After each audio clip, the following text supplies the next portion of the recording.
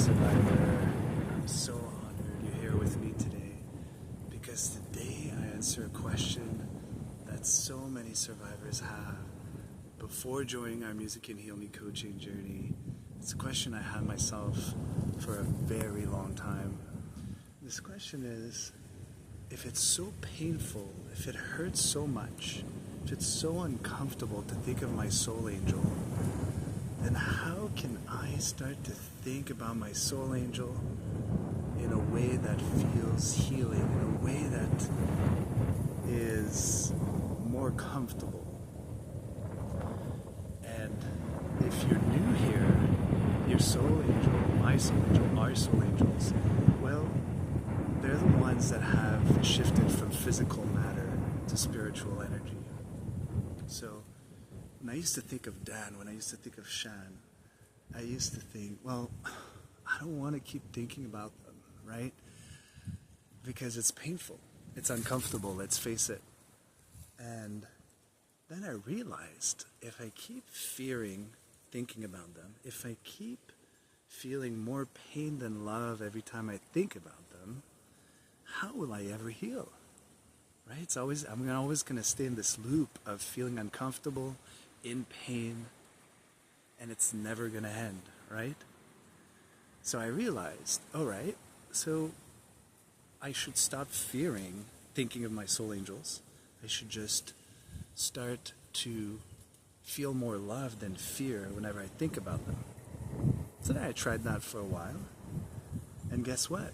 That led to a different action, right? So just thinking about our soul angels, instead of running away, instead of telling our nervous system it's unsafe, it's dangerous, right? It's painful. Instead of running away, it's telling our nervous system, when we think of them with more love, it's telling, wow, okay, I can actually approach my soul angels. I can actually think about them.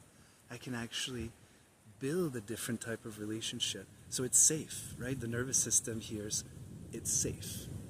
Now, I'm not saying that it's easy. It's not about easy. There's nothing easy in healing. But if we approach our soul angels, if we are okay with thinking about them, instead of running away, instead of avoiding, well, guess what happens? We get different rewards, right? So when I used to think, okay, I can't think of Dan, I can't think of Shan, I'm thinking about them too much, so let me try to avoid, let me try to, what happens? Well, we just fall into destructive habits, right? And then we enter this new loop of, same old destructive habits over and over again, and it just feels more uncomfortable, and we feel like avoiding more, so we just run away.